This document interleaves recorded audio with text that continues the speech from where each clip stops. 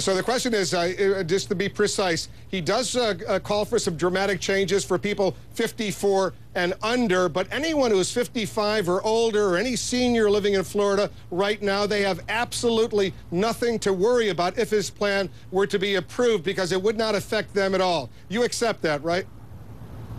No. Paul Ryan's views 2 years ago on Medicare and how we can shore it up and preserve it for future generations were extreme and wrong then, and they are extreme and wrong now, and even made even worse by the fact that now they're in charge of the House of Representatives, and actually, if Mitt Romney and Paul Ryan became president and vice president of the United States, they'd be able to end the Medicare guarantee, shred the health care safety net that Medicare has provided for more than 50 years, and turn Medicare into a voucher program, leaving seniors really out in the cold because as health care costs grow larger than the voucher provides, seniors wouldn't have enough money to cover their health care costs.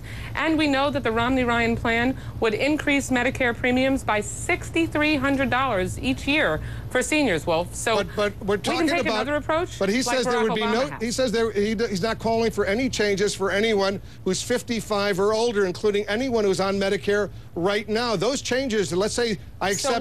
Let's say we accept all those. The description you had of all of those changes that affects people 10 years from now. Let's say 65 or 67 when they're eligible for Medicare, but it doesn't impact anyone who's receiving Medicare right now or those who have 10 years to go, 55 and older.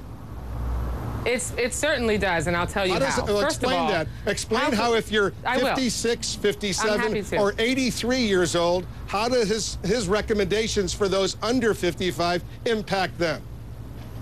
I'm happy to. First of all, Mitt Romney and Paul Ryan presume that the people who are younger than 65 years old, who have spent decades in their working life, he says 55.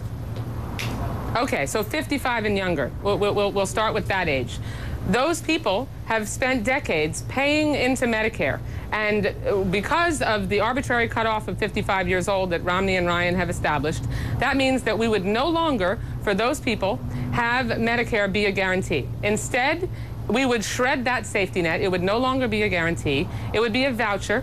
They'd pay more than $66,000 more in premiums to pay for their Medicare coverage. And because healthcare costs often rise higher than that voucher would at a faster rate, the voucher wouldn't provide for all the health care costs that would and cover them all. That would affect only for people who are under 55 right now. Current recipients of Medicare. Okay. Why do we presume? I mean, he says that his proposal, and he spelled it out in the House Budget Committee. He's the chairman of that committee. He says there would be absolutely no change for any. So you're familiar with his recommendations that no one over 55 would be impacted by his recommended changes. Okay, here's how though. As I said, because first of all, we do care that we have a safety net in place in healthcare for people who are 65 now, and for people as they turn 65. We made a decision in the 1960s. But they would continue to have that safety net. No, they wouldn't, because he says that anybody over 55 is still going to receive exactly the same Medicare that they receive right now. Okay, but Wolf, they end their plan ends Medicare as we know it. For people under 55 years old.